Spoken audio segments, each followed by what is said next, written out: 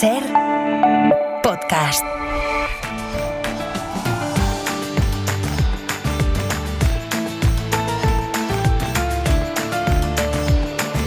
En la cadena Ser, La Ventana, con Carlas Francino.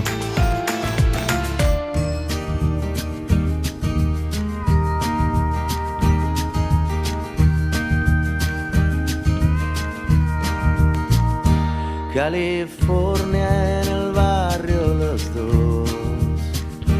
Cuántas tardes soñamos con ir en un Cadillac cruzando el país. Arena en la piel y un verano que no tuviera fin. California, the summer of love, que nos tuvo colgados de allí, tu guitarra y yo, cantante de rock and roll.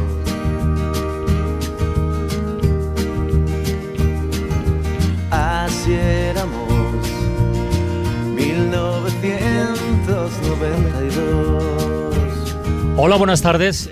Yo no recuerdo la cantidad de veces en las que he aplaudido y he celebrado por la parte que me toca que Javier Sardá decidiera un día ponerle a un programa de radio el nombre de La Ventana. Lo digo porque La Ventana debe ser seguramente la forma más libre, más universal y más inesperada de mirar la vida, porque cuando uno se asoma a la ventana, a la que sea, se puede encontrar con las cosas más diversas. Esta semana, por ejemplo, si hacemos memoria, pues un día nos conmovimos con el relato del médico español que está trabajando como puede en un hospital de Gaza. Lo que nos contó fue tremendo. En otro momento celebramos, escuchando y analizando sus canciones, que mañana Bob Dylan cumple 84 años.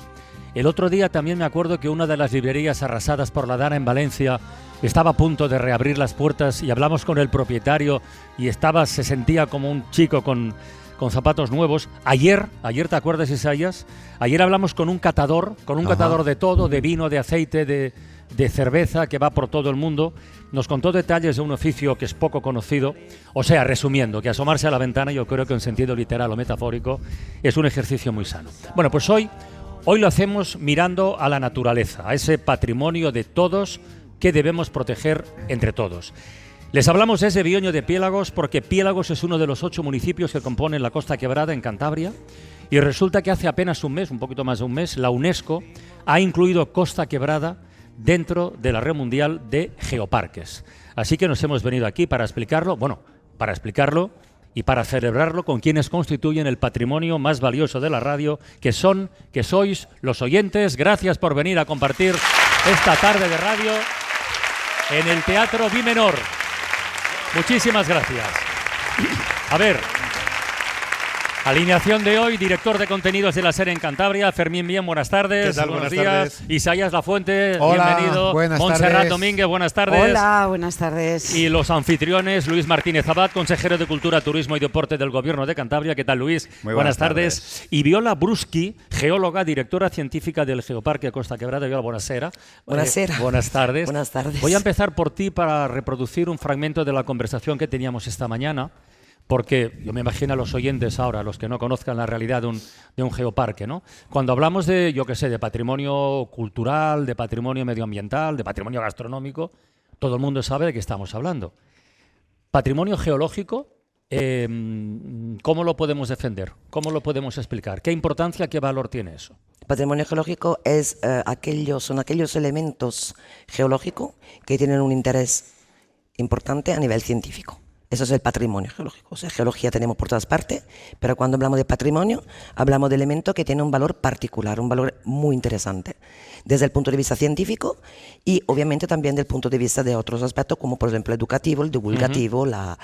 Eso significa que, como todo patrimonio, es necesario pues llegar a conservarlo, protegerlo para las futuras generaciones. ¿Y qué tiene de especial Costa Quebrada para que haya obtenido este reconocimiento? Porque es un reconocimiento lo que hace la UNESCO. ¿Qué nos explica Costa Quebrada de la historia de la humanidad, para entendernos?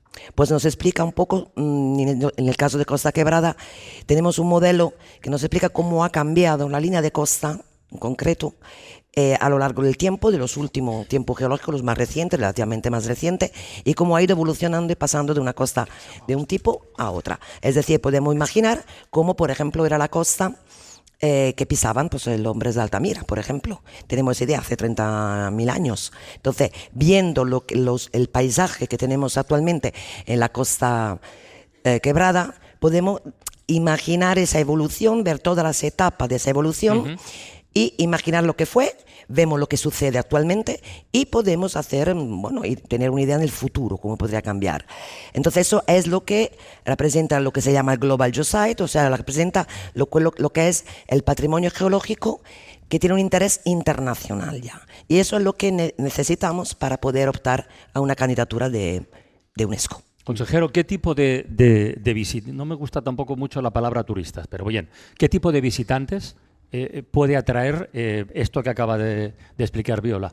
¿Visitante científico, cultural, curioso? ¿Qué perfil de visitante puede atraer? Bueno, yo creo que tiene la posibilidad de atraer a todo tipo de visitantes. Afortunadamente, como decía Viola, el científico no tengo ninguna duda de que nos va a visitar. Y además con el trabajo que está haciendo Viola y todo el equipo de Costa Quebrada, están difundiendo precisamente ese valor, ¿no? Y luego, hombre, yo creo que tú lo has visto esta mañana y es para enamorarse. He recorrido partes de esta costa, de Cantabria, que yo no conocía, otras sí conozco, pero nos han llevado a 2 lugares en concreto. En fin, Isaías, Montse, no me dejéis mentir, que nos han dejado patidifusos. Hombre, todo el mundo lo puede ver a través de internet, ¿no? Pero esta mañana, no es lo mismo. Cuando bajé a aquella playa, me imaginaba la última escena del Planeta de los Simios. Hombre. O sea, yo imagino una nueva edición del Planeta de los Simios cántabra con Miguel Ángel Revilla volviendo de un viaje espacial y viendo el centro botín caído y diciendo malditos, ¿qué habéis hecho? Bueno, es una playa muy parecida a esa, y eso es lo que yo he experimentado allí. Es de una belleza extraordinaria. Y claro, cuando nos habla Viola de años en términos geológicos muy recientes, claro, estamos hablando de 100.000 años, ¿no? Nos decías. Millones. 100 millones de años. 100 millones. 100 millones de años. No son pocos. 100 millones de años. Y además lo que comentabas, Francino, ¿qué tipo de visitante, quién se acerca a esto? Yo no sé quién se acerca, pero quien sale un poco más enamorado y convencido de que hay que hacer algo para mantenerlo así. Efectivamente. ¿No? Y entonces ese es el tipo de ciudadanos, de visitantes que queremos en todos lados, gente que se sienta comprometida, sientas el peso de los millones de años de quien ha pasado antes que tú por esas playas, por esas rocas, y decir, y es mi trabajo contribuir para que siga estando accesible para las siguientes generaciones. Y para explicarlo, yo esta mañana he tenido la sensación que tenemos a veces en la ventana del arte, cuando Miquel del Pozo nos habla sobre un cuadro en concreto, ¿no? Ayer, por ejemplo, nos hablaba de unos cuadros de Zurbarán sobre San Francisco de Asís, las tres miradas distintas y tal. Claro, hoy ver una piedra enorme que es como un farallón de un color y detrás otro que es un color un poquito distinto, y tú piensas, bueno, pues y esto no tendrá ninguna importancia. Y sí la tiene porque te lo cuentan, claro. Sí, te lo cuentan, claro. Yo creo que es importante lo que acabáis de decir, porque vamos, me parece muy interesante, exactamente eso. En un geoparque el patrimonio geológico un poco es la base, la excusa. Pero claro, cuando la persona se acerca a ese patrimonio, pues claro, tiene sensaciones muy diferentes. Yo como geólogo obviamente veo la roca. Sí. Pero otras personas ven otras cosas. Entonces, es eso el patrimonio, es eso el geoparque. O sea, el patrimonio geológico que aúna y te permite relacionar muchísimos otros aspectos, sensaciones, y entonces, pues, todas esas relaciones con el patrimonio cultural, las personas, las vivencias. Entonces, eso es el geoparque. Entonces, la excusa es el patrimonio geológico internacional, pero realmente lo que se está intentando aquí es tener una visión un poco holística y proteger todo el territorio. Es muy importante, yo creo, ese aspecto. Y algo de esta historia que la gente que no es de aquí pues seguramente no conoce. Bueno, voy a dar el dato. Este geoparque abarca 8 municipios, que son Santander, Santa Cruz de Bezapa, Piélagos, donde estamos, Miengo, Suances, Santiñana del Mar, Polanco y Camargo. Claro, son 8 municipios, 8 ayuntamientos, todos de su padre y de su madre, con colores políticos diferentes, con sensibilidades distintas, y sin embargo me consta que ahora, y desde hace mucho tiempo, porque esta distinción se ha obtenido en el segundo intento, llevan mucho tiempo, tercero, ya, a la tercera va la vencida, lleváis mucho tiempo trabajando de manera, joder, qué pena que no tengamos en la vida pública más proyectos que nos unan, ¿no? Pero este es un buen ejemplo, yo creo, Luis. Sin duda, y yo creo que ese es el valor que hay que poner en este caso. Hay que poner en valor esa comunión que existió desde el primer momento. En 2023, cuando decidimos presentar por tercera vez la candidatura, no hubo discrepancias, no hubo protagonismos, todos fuimos a una. Y yo creo que ese ha sido el éxito, ¿no? Y por lo que lo hemos conseguido. Si no, corrígeme, Viola. Ha sido así. Sin duda es eso. Todas las 3 veces realmente que lo hemos intentado, siempre hemos tenido un apoyo único de todos los ayuntamientos, de todos los colores, como tú decías, y es verdad que todo junto, remando la misma dirección, sin duda. Yo creo, Carles, que hay un aspecto fundamental de todo lo que estáis hablando, y es el hecho de que la administración pública, y a lo mejor el consejero me va a corregir o lo va a refrendar, la administración pública ha ido de la mano de la iniciativa personal, de la iniciativa social, de la iniciativa cívica, que ha sido la primera en dar el primer paso para que esto hoy sea una realidad. La administración ha ido a remolque de la ciudadanía, y yo creo que eso es un aspecto muy positivo. Así es.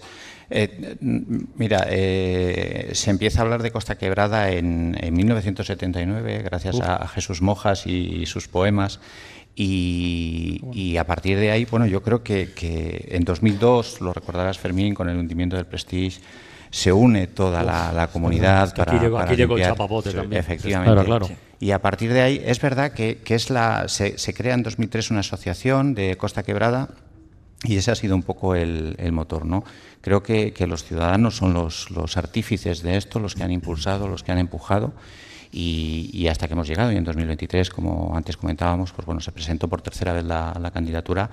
Lo hemos conseguido. En el 11 de abril de este año ya hemos tenido el reconocimiento de la UNESCO, y bueno, yo creo que a partir de ahora pues tenemos una aventura por delante maravillosa, enfocados y con la pasión de Lucía Dirube, la pasión y la energía que pone, y Viola, pues nuestro objetivo también es protegerlo, ¿no? Yo creo que la clave está en la protección, en que no haya una masificación. Y esto es un patrimonio de todos que tenemos que cuidar. Turismo en Cantabria llega, creo que es casi el 11% del PIB. Correcto. Por tanto, son cifras de éxito. Cuando se tiene éxito, se corre el peligro de morir claro, es un debate que está en todas partes, no solo en Cantabria. Pero ya que te tenemos aquí, pues hay que plantearte, bueno, ¿cómo se hace para no morir de éxito? Bueno, el tema de la vivienda, los precios, todo. O sea, si es que es un problema general. Sí, y esto lo que va a hacer es traer más gente, que está muy bien. O sea, es un refuerzo de la marca Cantabria. Esto. Sí, bueno, nosotros como siempre decimos, ¿no? Nuestro eslogan desde el año pasado es el Cantabria apetece, ¿no? Y es verdad que creemos que tenemos muchos atractivos naturales, culturales, deportivos, de instalaciones turísticas, gastronómicos, como tú bien decías, ¿no? Y eso yo creo que nos hace ser un destino muy apetecible, pero es cierto que también nosotros trabajamos en un turismo de sostenibilidad, ¿no? Y nuestro principal foco está en la desestacionalización y descentralización. No podemos negar que el turismo es estacional, porque bueno, la mayoría de la gente coge las vacaciones pues en la temporada de verano, Navidades, Semana Santa. Pero sí que es cierto que nosotros estamos trabajando para impulsar ese turismo desestacionalizado. Oye, tengo una duda, porque cuando hay medidas de protección extra para un territorio, un patrimonio especial como esta Costa Quebrada, muchas veces los que no vienen de visita, sino los que viven aquí, los ganaderos, los vecinos de los pueblos, tal, notan o temen que puede afectarles negativamente. Resulta que ya tienes una limitación para las construcciones, para hacer determinadas actividades. Eso, el hecho de que sea una iniciativa cívica que nace del pueblo, la que viene, ayuda o habéis conseguido hilvanar esos intereses legítimos, que sea un reconocimiento de la UNESCO, pero que el ganadero de la zona pueda sentirse cómodo, y que el vecino de Piélagos pueda sentirse cómodo con esta denominación?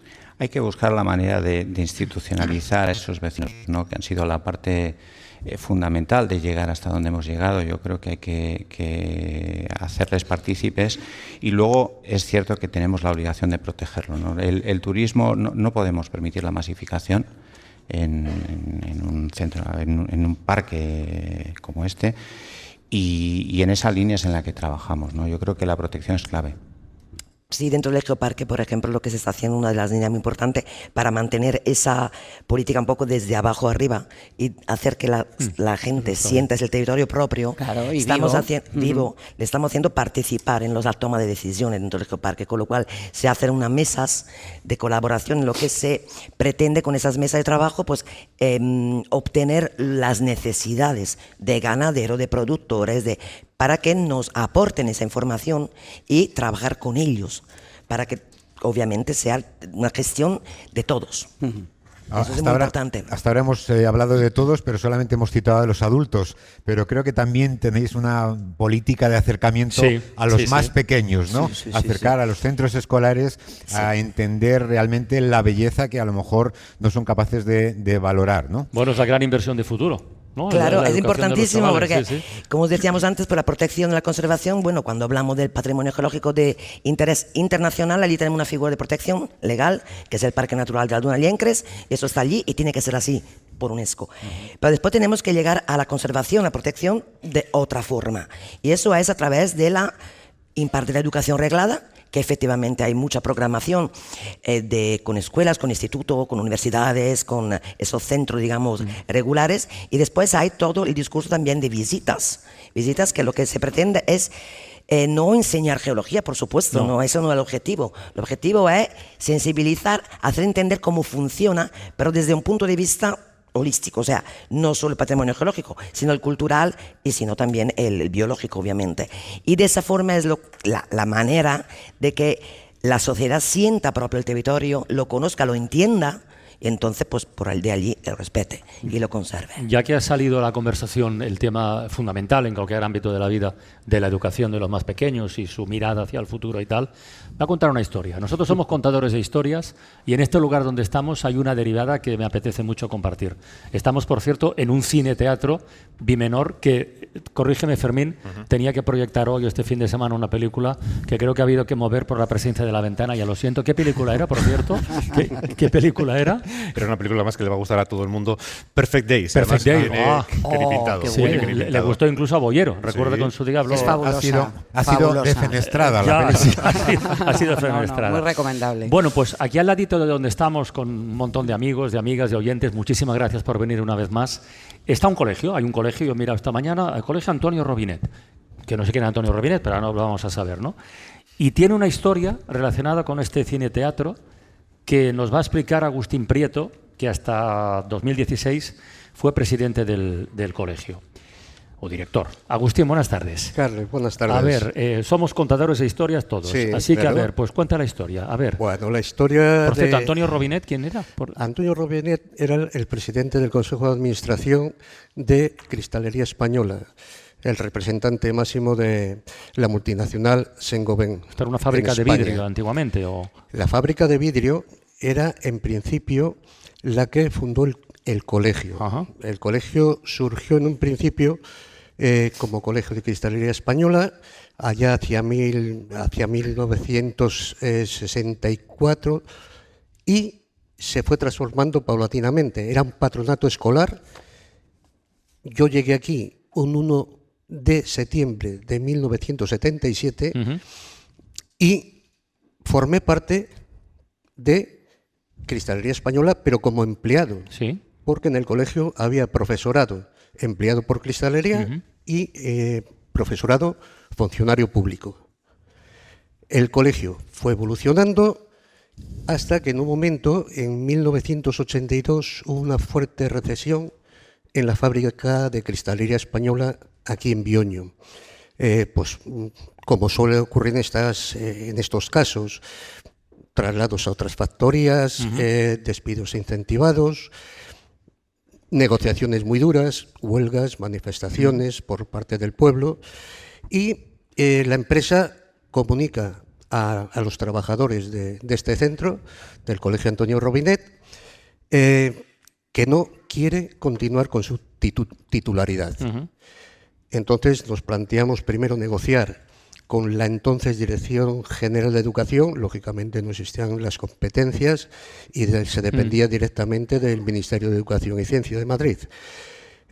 Negociamos con el entonces director, Caloca. Le propusimos, tanto la dirección de Cristalería como yo personalmente, en nombre de los 8 trabajadores que no teníamos, lógicamente, el puesto como los funcionarios públicos. Y, lógicamente, estábamos defendiéndolo. Me nombraron a mi representante y lo negociamos.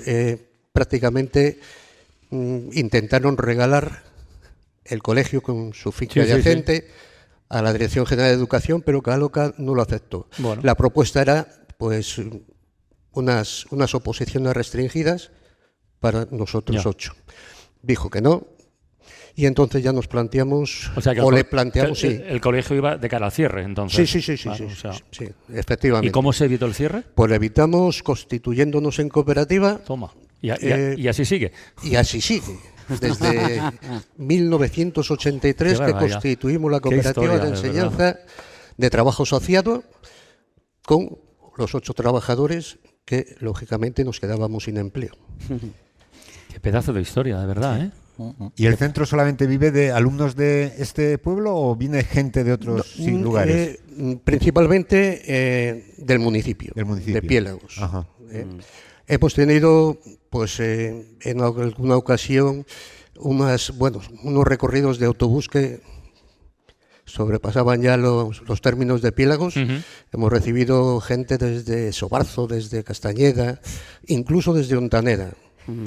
Pero el centro en lo que está es cubriendo las necesidades pedagógicas del municipio de Piélagos. Desde la fundación de la cooperativa ahora, en términos geológicos, Viola, son nada, 2 segundos, pero sin embargo en una vida sí que es importante. Hombre, yo no sé si hay algún alumno ya de la cooperativa que haya sido o que sea profesor en estos momentos del centro. Sí. Bueno, ¿más de uno? Pero hablamos de lo importante que es el territorio. Más de uno. Claro, ¿cómo mantienes el territorio? Pues teniendo un colegio abierto, por ejemplo, ¿no? Claro, y permitiendo que la gente lo cuide su patrimonio. Un geoparque es importante, pero un nenoparque, es decir, una escuela que se mantenga, es una historia magnífica. Efectivamente, la verdad es que además, Piélagos es un municipio muy atractivo. Ha habido muchos años que ha habido un peregrinaje acogiéndose a la vecindad del municipio, ha aumentado la población enormemente, ahora parece que se va quedando, pero bueno, sí era necesario. Claro, es que la cooperativa. Muy bien. Consejero, este es uno de los grandes retos políticos, ¿no? Porque está muy bien traer turistas, pero también está bien que no se vayan los vecinos. Este es un problema que tenemos en este país. Yo no sé en Cantabria cómo andamos de esto. Bueno, no tenemos los problemas que tienen en otras zonas. Es verdad que es fundamental cuidar al vecino y los ciudadanos de Cantabria además acogen con mucho cariño a los turistas. No tenemos esos problemas de tensión que ocurren en otros lugares, como en Baleares, por ejemplo, y demás. Hay momentos en verano que puede haber algún punto de debilidad en el que estamos trabajando, ¿no? Como puede ser el transporte, la seguridad y demás, pero es muy puntual y lo tenemos muy controlado. Y el objetivo, insisto, siempre es trabajar en la desestacionalización a través de lo que es patrocinios de acciones culturales, deportivas. Te invitaba antes a que vengas el año que viene a hacer los 10.000 del Soplao. ¿El 10.000 del Soplao? Eso es, te tienes que animar a venir a hacerlo conmigo, que me han comprometido. Ha salido el nombre de la cueva del Soplao, llega como muchas tardes en la ventana la pregunta de si sabéis de dónde viene esta música. A ver. Esta es fácil, ¿eh? Esto va para Moncho y para Isaías, el resto estáis eximidos, pero si queréis participar también podéis. Viene del control, esto seguro. Seguro. Noto una guitarra. Sí. Hay una guitarra. Pero ahí. No una guitarra cualquiera. No una guitarra cualquiera. ¿Paco de Lucía? No.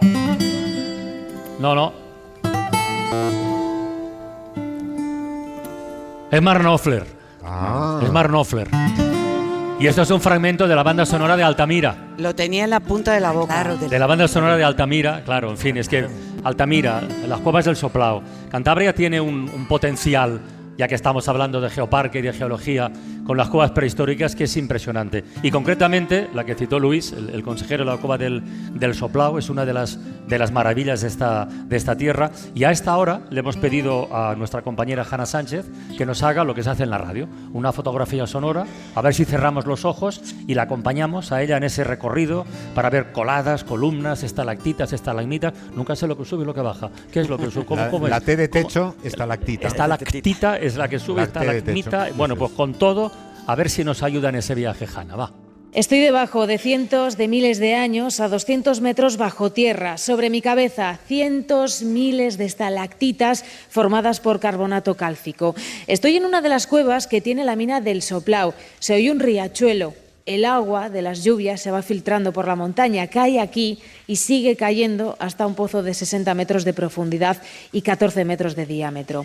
Impresiona pensar que has llegado hasta aquí, pasando por todos los caminos que los mineros abrieron hace más de 50 años. Pero impacta sobre todo el silencio de las demás galerías de la mina. No se oye nada, solo nuestra respiración y el sonido de los mosquetones al pasar por la vía ferrata. Y se nota la humedad, estamos al 98%, casi la puedes coger con las manos, ya una temperatura estable de 13 grados. Hace frío, pero ayuda a la hora de pasar por la vía ferrata. No os penséis que es difícil, para nada. Lo he hecho yo, y eso que hago poco ejercicio. Pero la oscuridad, el silencio y el foco que llevas en el casco te relaja. No piensas en que tienes 200 metros de roca encima, no te sientes en peligro, solo en paz. Esto es lo que provoca la cueva del Soplao. La ruta minera del Soplao encierra la única vía ferrata subterránea de España y la más larga de Europa. Hasta aquí hemos llegado acompañados de Jaime, quien diseñó este recorrido de principio a fin, y de Ana, que ha vivido en primera persona el crecimiento del Soplao. El visitante guardará para siempre este recorrido minero, lo hará también en la cavidad que abrió al público hace ya 20 años y que acoge la que está considerada por los expertos de todo el mundo como la Capilla Sixtina de la Geología. Iniciamos ya el camino de salida desde esta galería que ya ha sido bautizada como la del Señor de los Anillos. Para saber por qué se llama así, para ver los muchos secretos que guardan estas galerías, hay que venir. Pues me ha dejado... no me acuerdo. ¿Por qué el Señor de los Anillos? ¿Ha quedado alguna pista se puede dar? Yo lo sé y no lo voy a decir, ¿eh? Bueno, pero hay que meterse. Hay que meterse. Meterse. Hay que ver las películas, recordar uno de los escenarios más reconocidos por todos de la película del Señor de los Anillos, meterse en la vía ferrata y comprobarlo. Pero no está el Gollum por ahí, ¿no? No lo hemos visto. No, pero hay gamusinos. Estoy dando, hay gamusinos. Estoy dándole vueltas. Hay unas estalactitas que luchan contra la ley de la gravedad, ¿no? Que son las excéntricas, se llaman, ¿no? O sea, que van a su bola. Normalmente la estalactita cae hacia el suelo. Estas van y de repente hay unas formaciones espectaculares que convierten aquello en un lugar único. ¿Sabes lo que crea esas excéntricas? El aire. El aire es increíble que el aire dentro de una cavidad a 200 metros de profundidad tenga la capacidad de crear esas figuras realmente extraordinarias. Que son como encaje. Sí. Como encaje colgado del, sí, de los techos de la cueva. Es un crecimiento un poco errático. No tiene una dirección. ¿Sabéis distinguir una estalactita de una estalagmita cuando la tenéis en la mano? Yo creo que nunca he tenido en la mano una estalactita o una estalagmita. No nos dejan llevárnoslas. Cuando vamos a las cuevas nos advierten que no. ¿Cómo se hace? ¿Sabéis? ¿No sabéis? No, bueno, coño, no sube y no baja. O sea, no, pero si la tiene en la mano ya no sabe cuál es la suba la que baja. No. Entonces, pues la de... Yo creo que A ver. Sí, por favor. Imagino que por la forma del goteo. No. La estalactita tiene un agujerito dentro. Es hueca. La estalagmita no. Es de hueca. Claro. Qué bueno. Claro. Mira, yo... Los Soplao lo cuentan eso, ¿eh? Sí. Vio la Eso es lógica. No geología, es lógica. Bueno, que sepáis que tenemos por aquí entre el público a Ana Barca, que es una de las personas responsables de que trabaja en el soplado. Y además tiene una historia preciosa, la voy a contar, no sé si me va a dar permiso, pero bueno, yo la voy a contar. O sea, esta sí, El Señor de los Anillos no. Esta sí, El Señor de los Anillos no. No, bien. Ana es una enamorada del soplado porque además su padre trabajó allí cuando aquello era una mina, con lo cual entonces tiene un conocimiento especial y lo vive profundamente. Que ahora que hablabais de las estalactitas y estalagmitas, yo creo que ahí sí que hemos evolucionado mucho en el respeto y en la conservación de estos lugares, porque yo recuerdo en mercadillos, yo soy de Palencia, en mercadillos de la Plaza Mayor, que se vendían junto con fósiles, pues trocitos de estalactitas y estalagmitas que lógicamente, pues la gente, no por vandalizar, es que era lo normal, es decir, aquello estaba ahí, bueno, pues cogías un trocito y decías, bueno, ya seguirá, ¿no? Y yo esto hace un montón de tiempo que no lo veo, y yo creo que ahí el respeto a la conservación de lo que la naturaleza ha tardado millones de años en construir, pues es maravilloso. De ahí la importancia de invertir en educación. Fíjate que estaba pensando yo que esta semana también hemos hablado de Gaudí, ¿no? Sí, efectivamente. Pues, realmente en estas cuevas nos encontramos muchas imágenes gaudianas, ¿no? Incluso también aquí en Costa Quebrada, ¿no? Sí, yo creo que es importante saber que cuando estamos perdiendo una parte del patrimonio geológico, cuando consideramos que eso se ha construido en cuántos millones de años, lo perdemos para siempre. No se recupera. Entonces es muy importante conservarlo y protegerlo. Así es. Oye, Viola, ¿cómo se enamora una de la geología? Por curiosidad pregunto. No sé, todavía no me he enamorado, pero... No te enamoras de la... Bueno, la geología tiene tantas facetas, te enamoras de algunos aspectos de la geología. Yo fundamentalmente soy de geomorfología, o sea, a mí lo que me enamora es el paisaje. A mí me enamora es lo que veo, lo que puede dar la geología, esos paisajes maravillosos que puede proporcionar la geología. Y yo creo que a mí lo que me gusta es saber por qué tenemos esa playa allí, cómo se ha formado. Pero realmente es el paisaje lo que me enamora. No, yo vengo de Italia, de Módena, y cuando llegué aquí dije, ¿pero qué es esto? ¿Qué es esta maravilla? Además, yo conocía la España, la turista, Mediterráneo, y cuando he llegado aquí digo, primero, no estoy en España. Fijo, me han engañado. Y segundo, vi esa costa, ese acantilado, esa fuerza de ese oleaje y dije, es espectacular esto. Bueno, Cantabria en términos geológicos debe ser un territorio privilegiado para alguien como tú. Sí, es un territorio privilegiado, Cantabria, sí. Además, una cosa que a mí siempre me ha fascinado, ya saliendo un poco del geoparque, sin querer quitarle ninguna importancia, faltaría más, pero yo viniendo de Italia conozco, bueno, muy bien, bastante bien, por lo que son las Dolomitas, los Alpes, grandes glaciares, enormes, grandes morrenas, que son esos depósitos producidos por los glaciares, pero claro, son tan grandes que realmente vas a salir y dices, pues vale, no sé, bueno, no entiendo. He llegado aquí, me he ido al Miera y digo, por fin lo entiendo todo, porque es una maqueta pequeñita de un valle glaciar, se ven los circos, se ven las morenitas que bajan, dices, por fin entiendo que es un valle glaciar. Con lo cual, pues, tiene muchas de esas cosas. Y lo que tiene, como acabamos de decir, y que yo creo que eso es muy, muy importante, teniendo mismo tipo de roca, la caliza que tenemos aquí, ¿no? Aquí tenemos caliza por todas partes, fundamentalmente. Aquí siempre caliza. Y la condición climática que tenemos, pues claro, tenemos un montón de procesos kársticos, de paisaje kárstico. Con lo cual, ligado a eso, tenemos muchísimas cavidades kársticas. Y por lo tanto, tenemos esa cantidad de patrimonio arqueológico impresionante. Y es ligado a esos aspectos y procesos de la geología. Y Viola, por eso cuando hablamos, claro, el título de Costa Quebrada te hace pensar en costa. Pero claro, estamos hablando de un patrimonio que va mucho más allá de la costa, de los acantilados, de la fuerza. Son los estuarios, las tinas, todo lo fluvial, todas los recovecos, las huecas, todo lo que podemos encontrar, no exclusivamente en la primera línea de costa. Claro, por supuesto.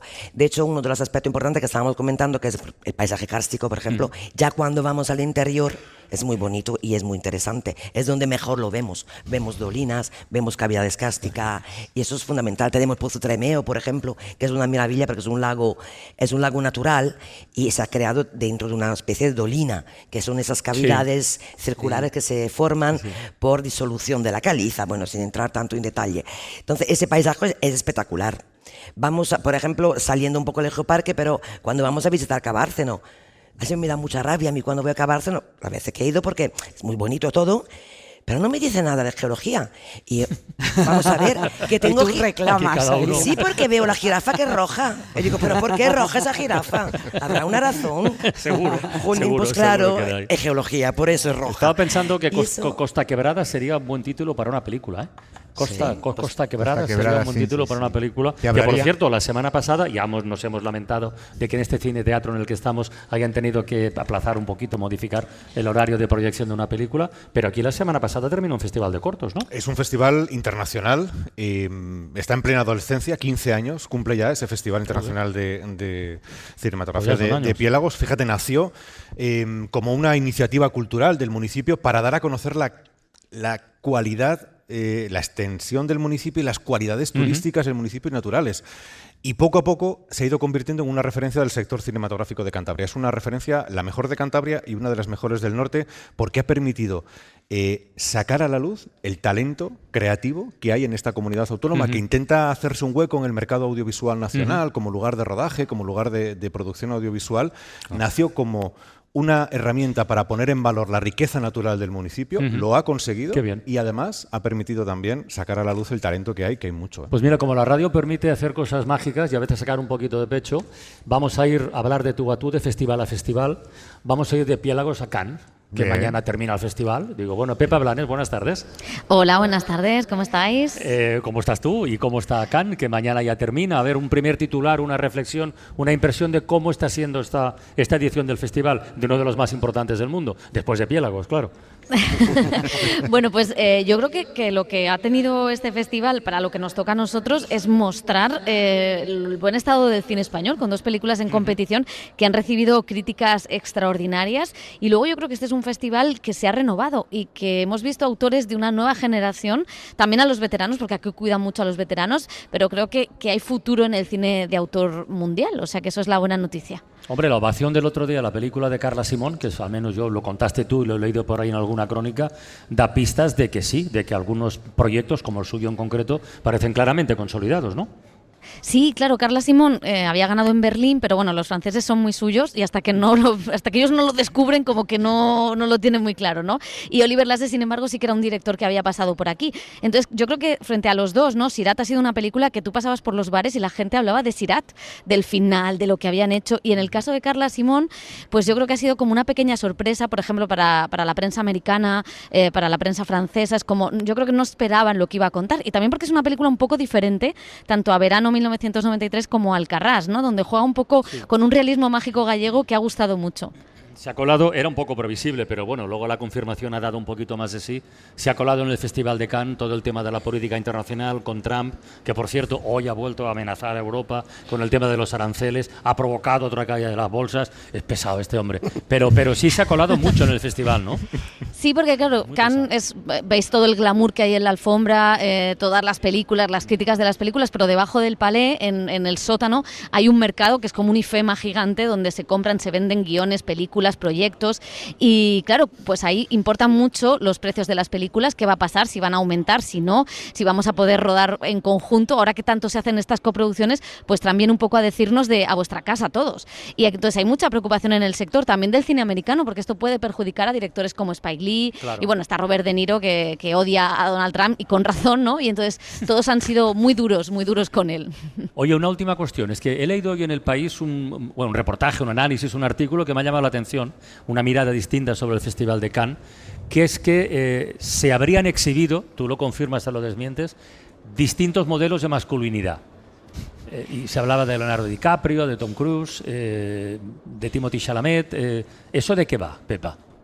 Bueno, yo creo que va que desde un tiempo a esta parte que se ha abierto el cine a nuevas voces, nuevas miradas, a una generación de directores más jóvenes también, y creo que el Me Too en este sentido ha hecho también ha ayudado, ¿no? A que se cuenten historias con otro punto de vista. Entonces yo sí que creo que hay historias donde las masculinidades son de muchos tipos, no hay una manera de ser hombre, igual que no hay una manera de ser mujer, y creo que el cine y este Festival de Cannes está mostrando pues diferentes formas de entender la masculinidad, de entender las relaciones, quizá el cine, ¿no? Sobre todo el cine de acción había mostrado a estos señores chulos, fuertes, ¿no? Que pueden hacerlo todo, y yo creo que pues ese modelo sigue existiendo, porque es un modelo que está en la sociedad, pero pues también hay otros tipos de hombre, de otros tipos de padre, ¿no? Hemos visto una película con Stellan Skarsgård, que es un director que abandonó a sus hijas cuando eran pequeñas por su carrera, ¿no? Y de alguna manera se arrepiente y se replantea su modelo de masculinidad y de paternidad, y la película de Paul Mescal, ¿no? History of Sound, que es una historia de amor entre dos hombres, que es muy distinta a Brokeback Mountain, por ejemplo, donde eran dos vaqueros, ¿no? Entonces, bueno, yo creo que lo bueno es que haya diferentes tipos de retratos de todo tipo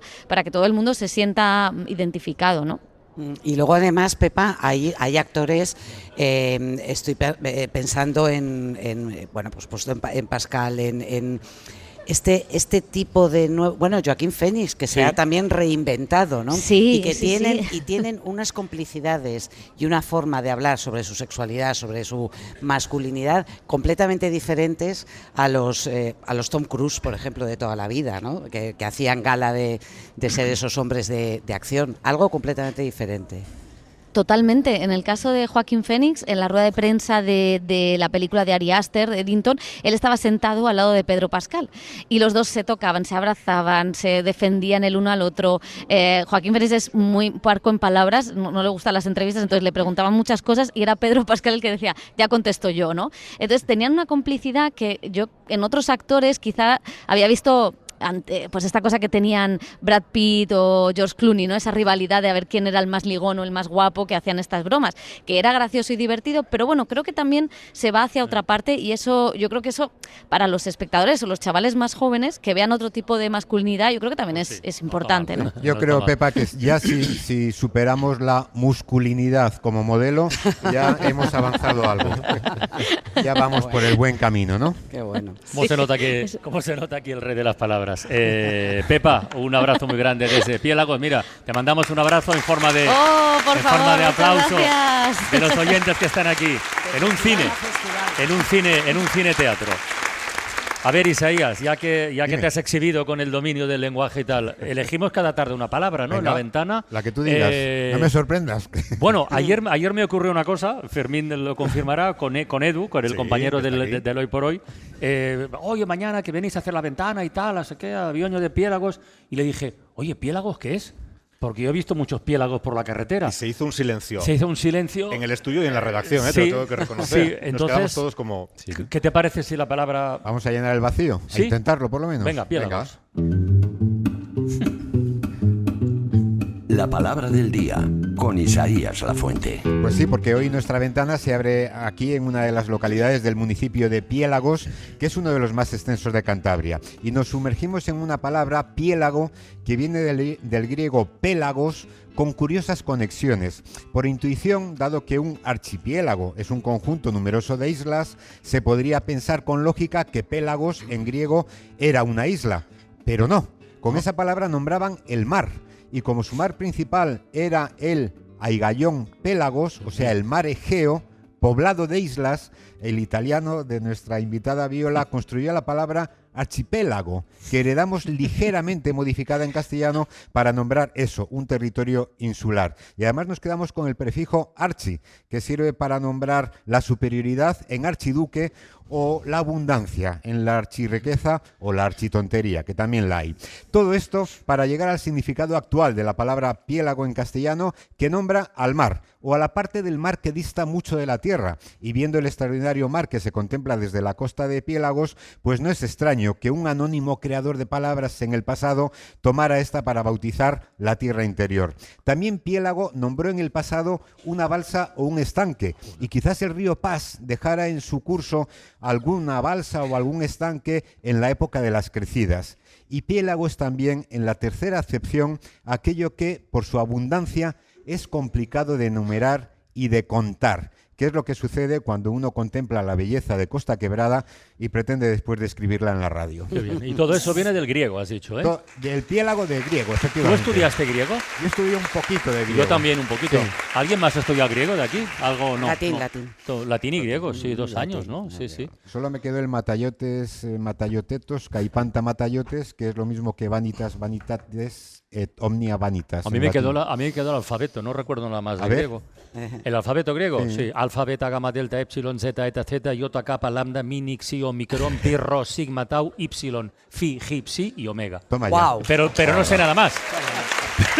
Pero no sé nada más.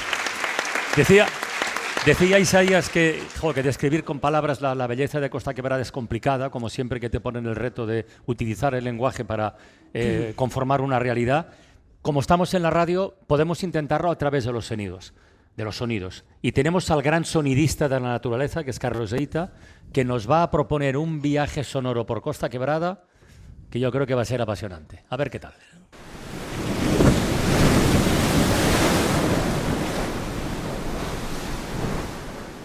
Son apenas 20 kilómetros de costa, pero en sus calas, ensenadas, arrecifes y acantilados se escuchan las 1000 voces del mar al batir contra la roca. Regolfan y salpican las olas en los rompientes de la ermita de Santa Justa.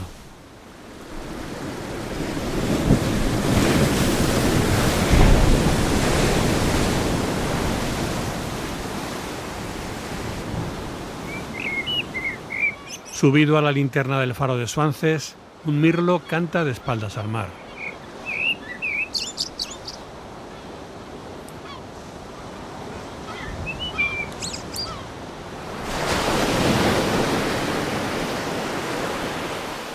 Olas a babor y olas a estribor. El tómbolo de la playa de los Covachos. Una lengua de arena tan estrecha que el mar nos rodea y divide al Cantábrico en dos mitades.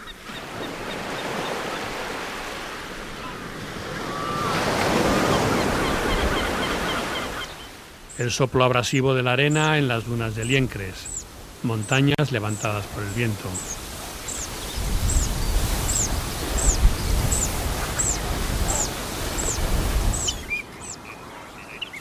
Ni mar, ni costa, ni agua, ni tierra. Los fangales de la ría de San Martín de la Arena en marea baja, cuando los patos y todas las aves de los limos acuden a picotear en el barro.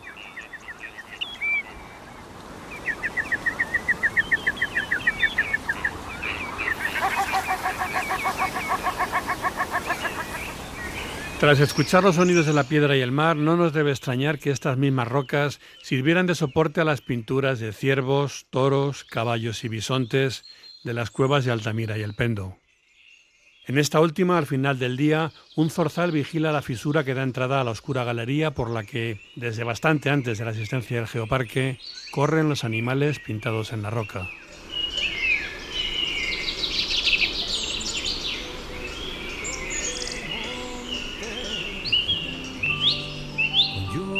De mayo me quiero mojar,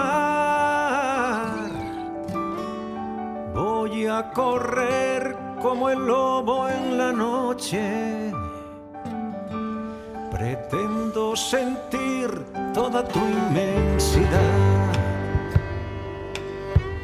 me guía la luz de un rayo de luna, la clara del alba al amanecer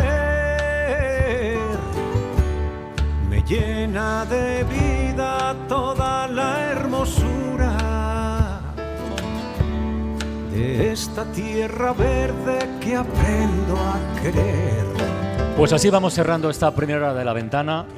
Gracias a Luis Martínez Abad, consejero de Cultura, Turismo y Deporte del Gobierno de Cantabria, a Viola Bruschi, directora científica del Geoparque, y a Agustín Prieto. Gracias a los tres y toda la suerte. Muchas gracias. De verdad.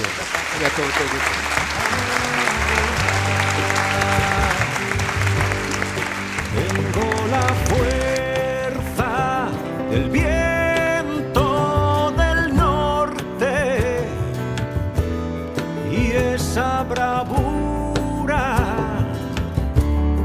que viene del mar.